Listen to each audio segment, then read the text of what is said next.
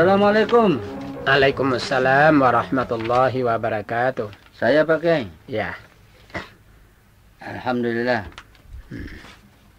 Saya selamat sampai di tempat ini. Ya. Yang ketemu dengan Pak Kiai.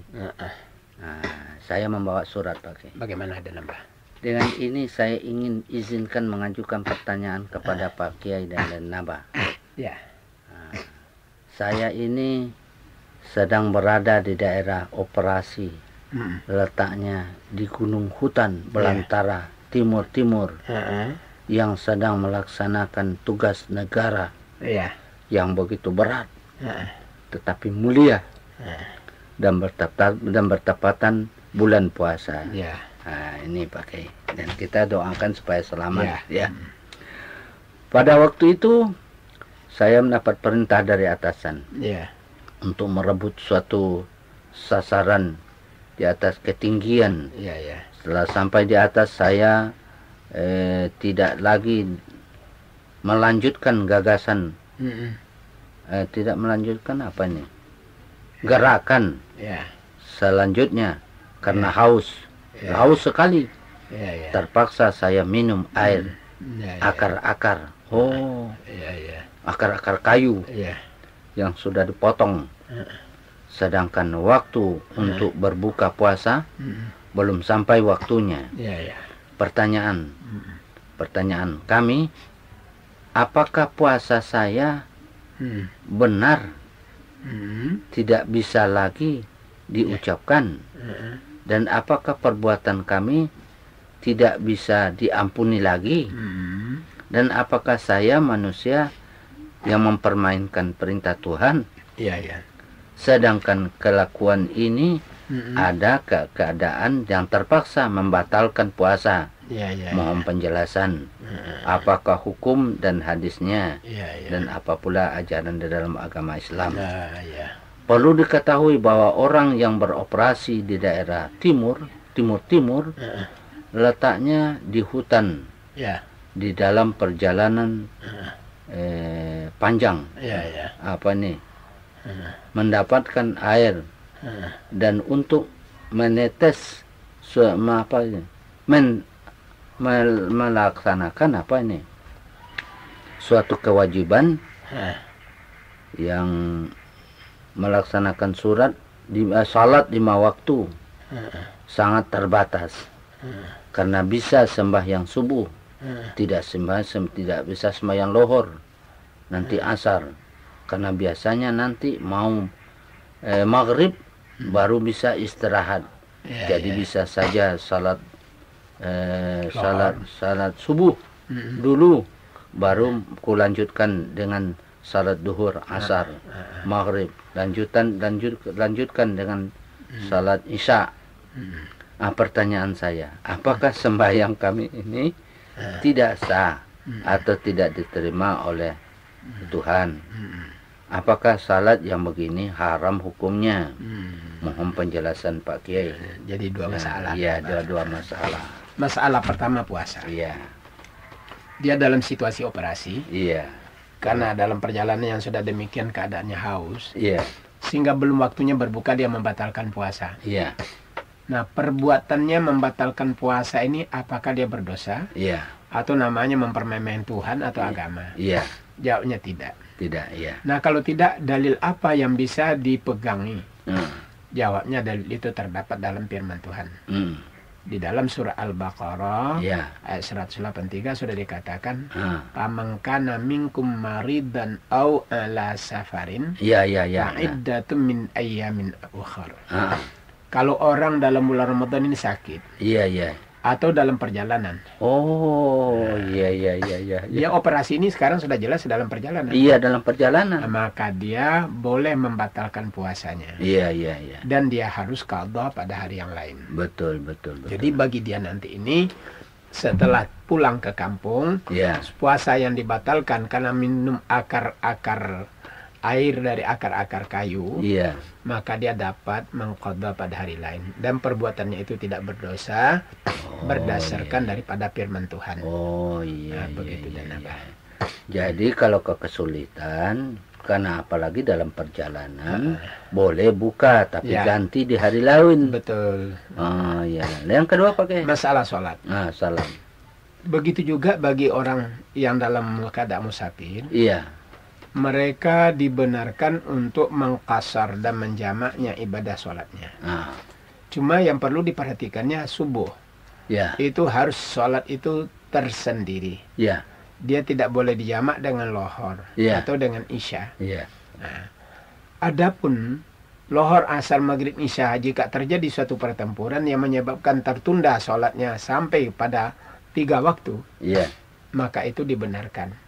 Contohnya juga pada Rasulullah di perang Khaybar, itu Rasulullah sholat lohor tidak dapat dijalankan karena sedang pertempuran. Asar, nanti maghrib baru usai pertempuran. Di saat itulah dia melakukan sholat lohor, asar, maghrib dengan isya. Walaupun dia sudah malam ya? Ya, sudah malam.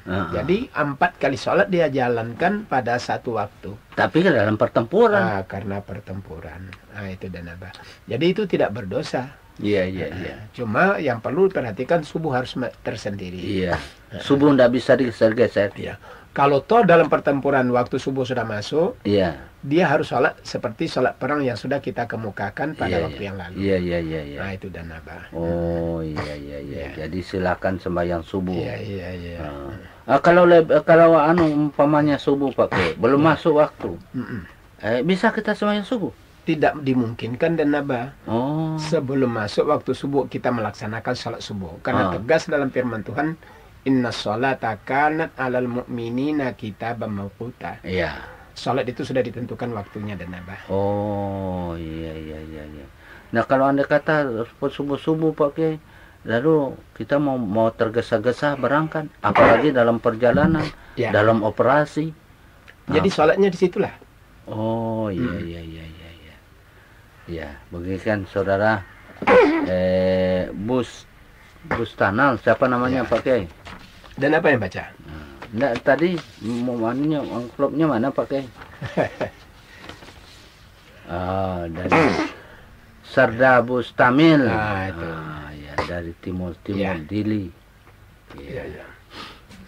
Ini lagi Pak Kiai. Nah, ini dari Otoman juga ini.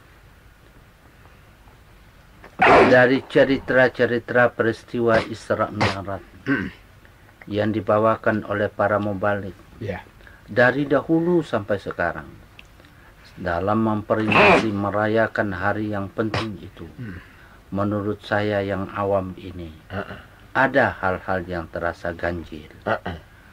Dari Muhammad Isa, dari Muhammad Isa, Jalan Bajajaka nomor 4 Ujung Pandang. Ini yang dirasakan ganjil nih Pak Kiai.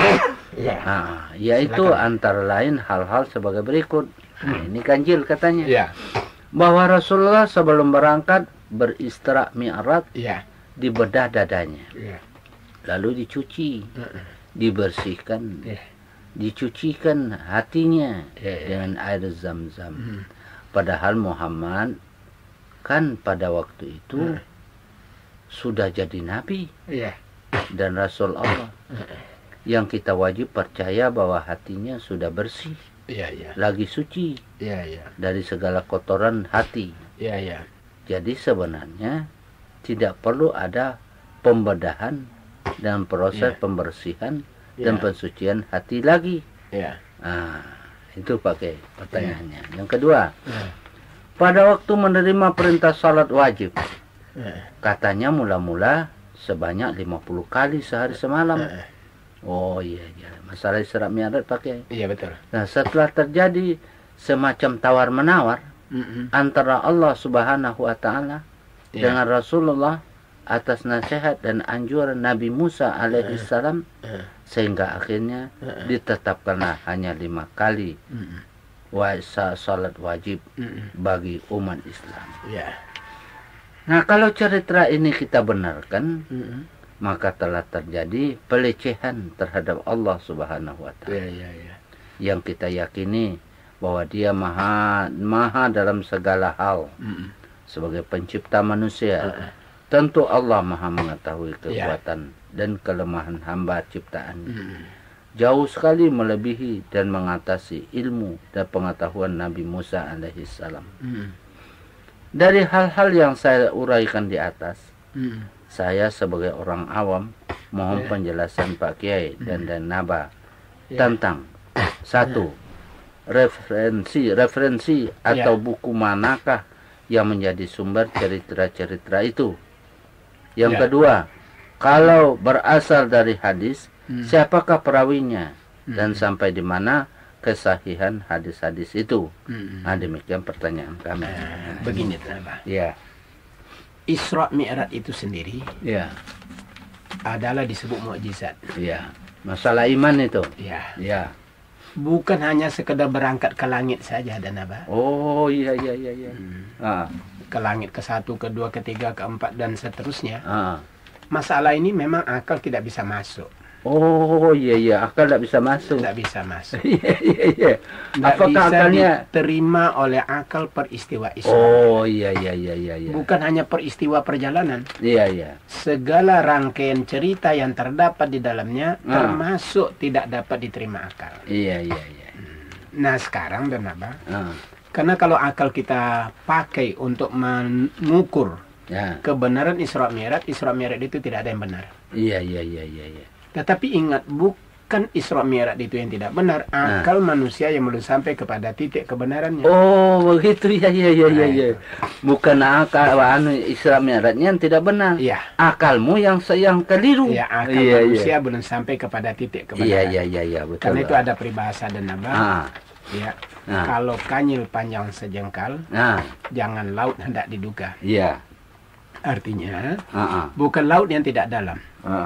Tapi tali kanyil yang pendek. Jadi bukan Isra Mi'raj yang tidak benar, tetapi akal pengetahuan manusia yang tidak sampai kepada titik kebenaran. Kenapa? Isra Mi'raj itu dan apa adalah iradat dan kudrat Tuhan. Iya. Nah, kalau iradat dan kudrat Tuhan tidak terikat oleh ruang, waktu dan tempat. Sedangkan ilmu yang kita gunakan untuk menilai peristiwa Isra Mi'raj ini adalah sesuatu yang terbatas. Iya. Berdasarkan firman Tuhan. Wa ma utitu minal ilmi illa qalila. Iya. Tidak diberikan ilmu kepada manusia kecuali terbatas. Iya. Jadi kalau sesuatu yang terbatas menganalisa yang tidak terbatas, pasti tidak akan sampai ke titik batas. Iya, betul. Iya. Nah, sekarang dan apa? Soal pencucian hati Nabi. Iya. Soal meminta keringanan sholat. Iya. Itu sumbernya, kalau ditanya sumber dan apa, itu hadis mutawatir. Iya. Kalau hadis itu mutawatir, adik dari Al-Quran. Iya, betul. Jadi boleh dibaca pada hadis, seluruh hadis yang ada.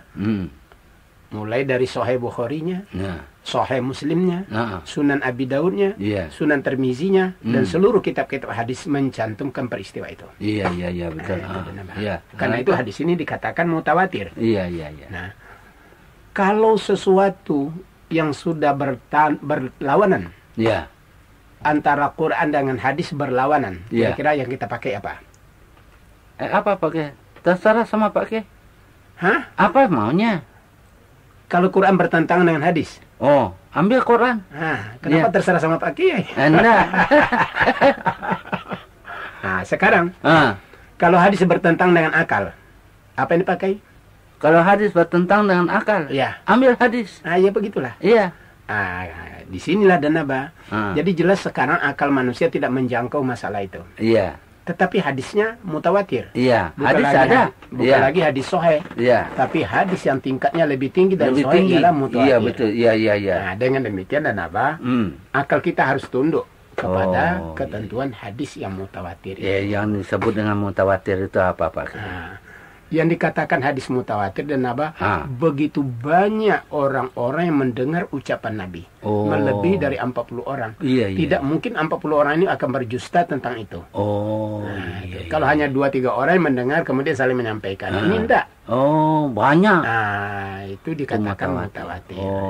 Yang mustahil mereka akan sepakat yang 40 orang itu akan berjusta mengatakan ini kata Nabi. Itu namanya mutawatir dan apa? Ke contoh lain barangkali pakai istrinya Nabi Khadijah umpamanya. Iya. Mutawatir itu. Oh iya, jelas karena semua orang sudah mengetahui bahwa Nabi kawin dengan Khadijah. Iya. Selesai. Jadi jelas apa yang dikemukakan dalam perhitungan pikiran tidak cocok dengan hadis. Iya. Itu bukan berarti hadis yang tidak benar, tapi pikiran kita belum sampai kepada titik kebenaran itu. Iya. Begitu dan apa? Bukan hadis yang salah, tapi otak kita yang keliru. Iya, yang belum sampai kepada kebenaran yang terkandung di dalam itu. Karena Isra Mi'raj itu bayangkan apa? 1 juta tahun perjalanan. Iya. Kecepatan 500.000 kilo 1 detik.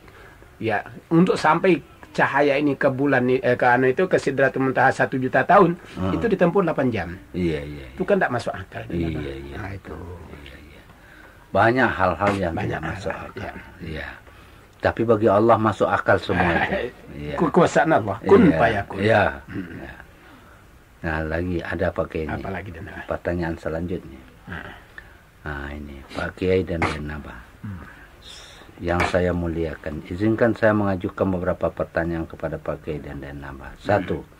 Bagaimana pengertian surat Al-Baqarah pada hadis yang artinya jadikanlah rumah-rumah kamu sebagai pekuburan. Sesungguhnya setan-setan akan lari dari rumah yang dibacakan padanya surah Al-Baqarah.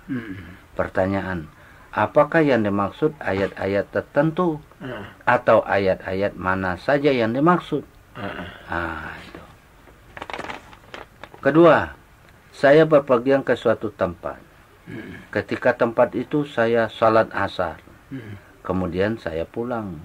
Sesampainya di rumah, masih ada waktu untuk mengerjakan salat yang tadi sudah saya kasar, masih ada.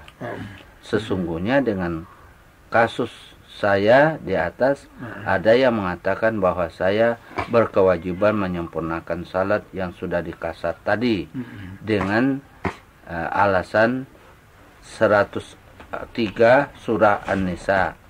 Pertanyaan, bagaimana menyempurnakan salat bagi seorang musafir yang berpergian jauh? Atas pertanyaan ini saya ucapkan jazakumullahu khairan katsira. Ya, begini Naba. Yang pertama, masalah ayat Al-Qur'an bagaimana tadi Naba? Pertanyaannya itu coba ulang.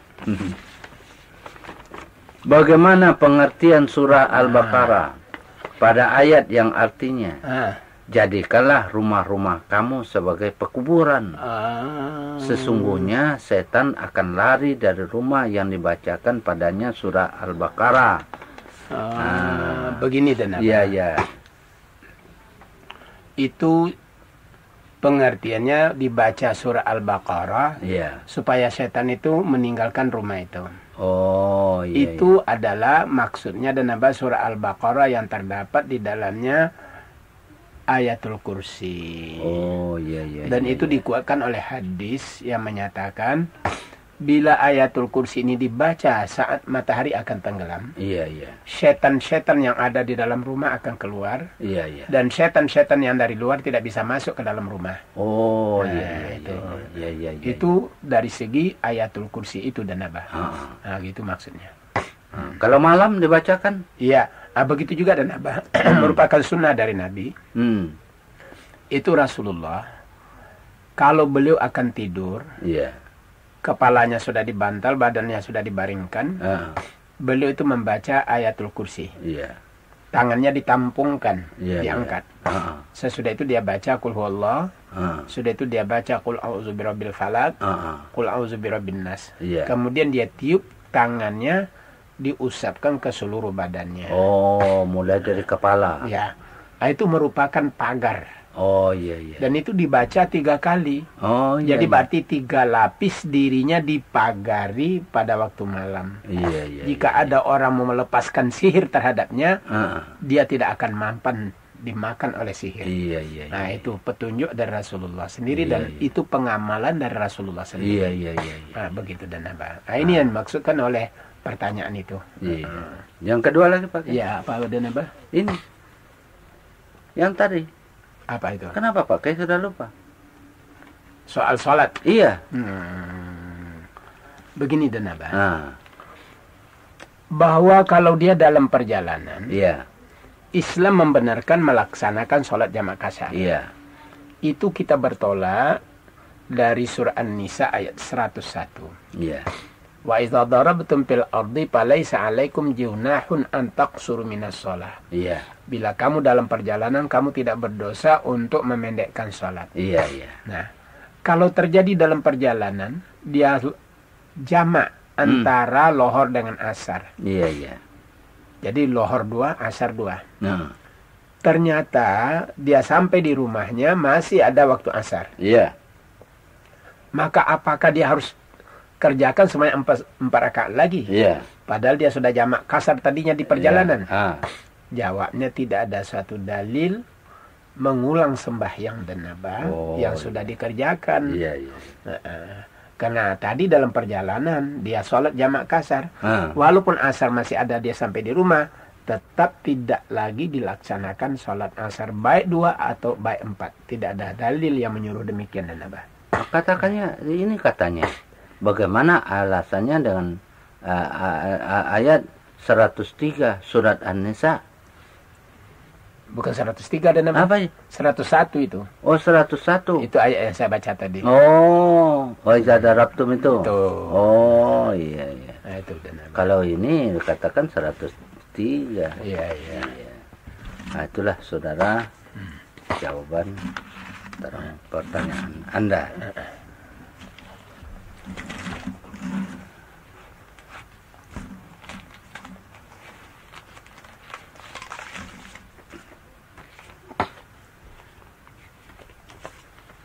Nah, ini lagi pakai dari Kusnadin Mansur.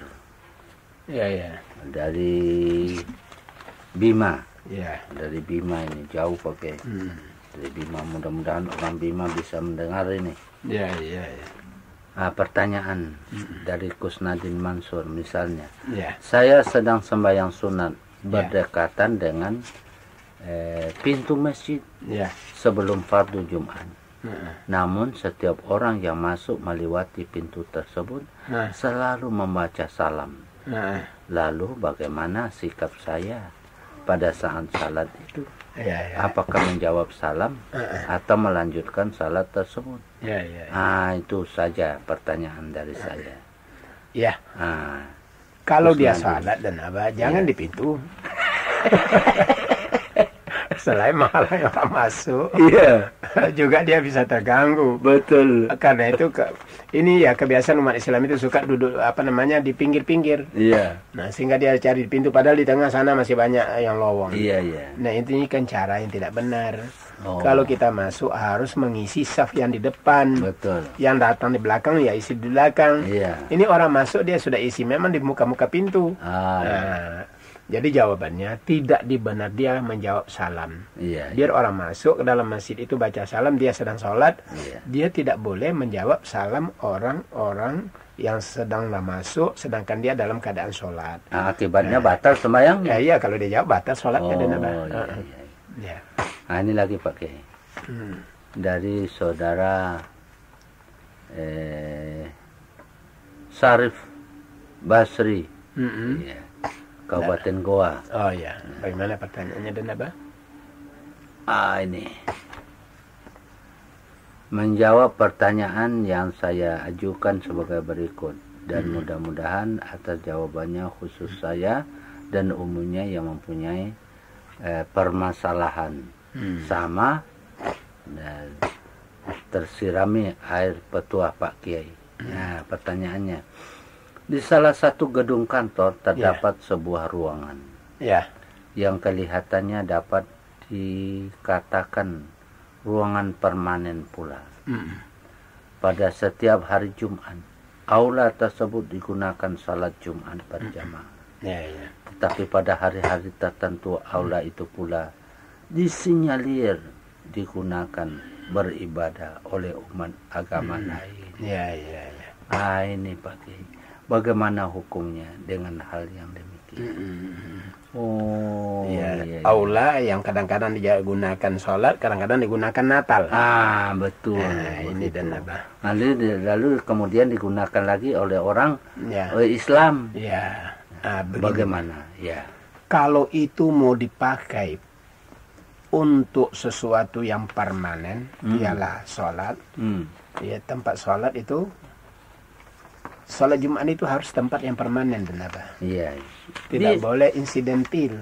Ya bisa, memang permanen pakai, tapi juga orang gunakan. Tempatnya permanen, tapi sholatnya tidak permanen. Enggak, tempatnya permanen. Permanen. Sholat tidak permanen di situ. Oh iya. Tapi sholat Jumat permanen pakai. Itu tidak dibenarkan campur aduk dan naba antara tempat ibadah bagi orang Islam tiba-tiba dipakai lagi tempat ibadah oleh agama lain. Oh, enggak benar, dia benar itu. Tidak dibenarkan dan naba. Jadi harus diambil. Mau jadi apa ini? Iya. Mau tempat ibadah atau bagi orang Islam atau bukan? Iya. Kalau iya. Semat Islam kalau saja. Sudah iya, tidak ada yang lain boleh masuk di situ. Iya. Kalau tidak, ya jangan di situ. Iya. Begitu dan apa. Atau kalau tidak, kita yang pindah. Iya, jelas. Kalau memang mau dipakai juga untuk kebaktian bagi agama lain, jangan sholat di situ.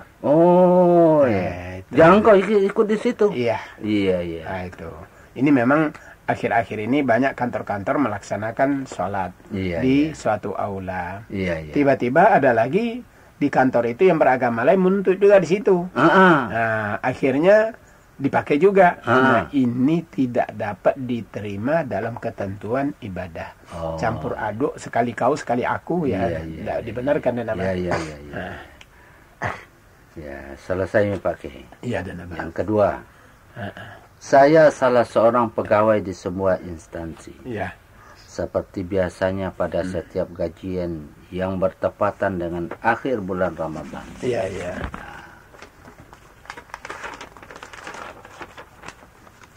Gaji saya sudah otomatis terpotong oleh biaya zakat fitrah. Padahal saya tidak pernah belum merasa berniat untuk mengeluarkan zakat fitrah. Sedangkan sahnya suatu amal harus dengan niat. Sehingga karena saya merasa ragu-ragu, maka saya mengeluarkan zakat fitrah lagi. Karena badan amil zakat kepada badan amil zakat. Nah, pertanyaan. Bagaimana hukumnya dengan hal demikian? Apakah sah atau tidak sah? Bagaimana pula hukumnya dengan potongan gaji untuk zakat fitrah, sedangkan penerima gajinya sudah lewat hari raya Idul Fitri. Sudah lewat Pak Kiai. Bagaimana dengan zakat fitrahnya? Atas fatwa Bapak diucapkan banyak terima kasih. Begini dan apa? Iya, bagaimana? Masalah zakat fitrah dengan amil. Bahwa orang berzakat memang sudah terarah pemberian zakat fitrah. Yaitunya fakir miskin. Betul.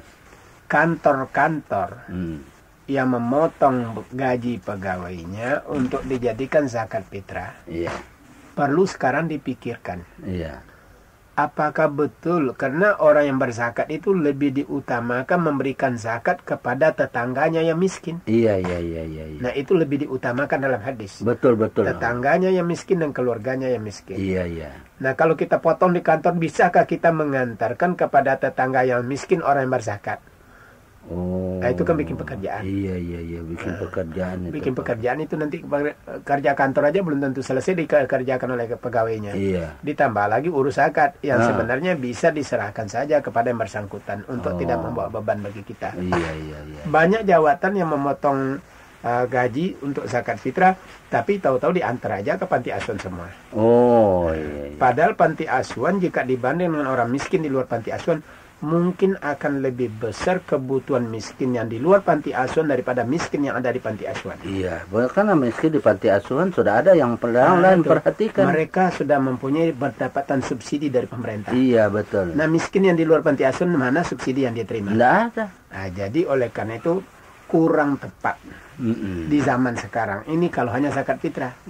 Lain halnya kalau zakat harta dan apa? Zakat harta bisa diberikan ke bazis nanti akan mengelola penggunaannya lebih baik.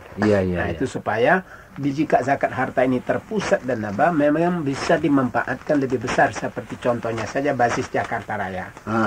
Nelayan-nelayan itu rumahnya kumuh diperbaiki, diganti dengan rumah baru, mereka mencicil dengan harga yang sangat murah sekali. Nah, ini akibat daripada jumlah penerimaan bazis di Jakarta sudah begitu meluasnya, dan pedagang-pedagang dan orang-orang berzakat sudah begitu percaya sama bazis, sehingga dengan demikian banyak dananya. Dengan banyak dananya maka si miskin dapatkan manfaat secara merata, golongan nelayan, golongan buruh yang kecil itu semua dapat berubah rumah kumuh jadi rumah yang wajar. Guru mengaji dapat juga Pak? Iya jelas. Kalau basis kita juga guru mengaji dapat. Tapi dana kita belum menjangkau seperti yang di Jakarta Raya. Begitu. Iya. Jadi masalahnya Jakarta Raya memang hebat ya. Hebat dan apa? Iya. Jadi menanamkan kepercayaan masyarakat ini kepada basis sangat diperlukan. Dengan demikian basis harus dapat menunjukkan aktivitasnya tentang penggunaan zakat. Nah, itu di samping itu dan apa? Kalau zakat fitrah yang hanya diurus oleh jawatan-jawatan kemudian diantar ke panti asuhan, barangkali kurang tepat itu. Lebih baik mereka sendiri masing-masing berzakat. Betul itu. Nah, adapun kawan yang bertanya ini mengatakan, ya, saya belum berniat untuk zakat. Apakah saya berzakat lagi? Ya, itu lebih bagus. Iya, lebih bagus ya. Betul. Iya. Nah, ini lagi pakai. Kalau begitu pakai. Mas banyak Pak surat ini yang perlu dibaca pakai buat jawab. Tapi waktunya ada apa? Iya, ditunggu dulu. Ya, insya Allah yang akan datang. Jadi saya permisi dulu. Mau ke masjid pakai. Assalamualaikum. Waalaikumsalam warahmatullahi wabarakatuh.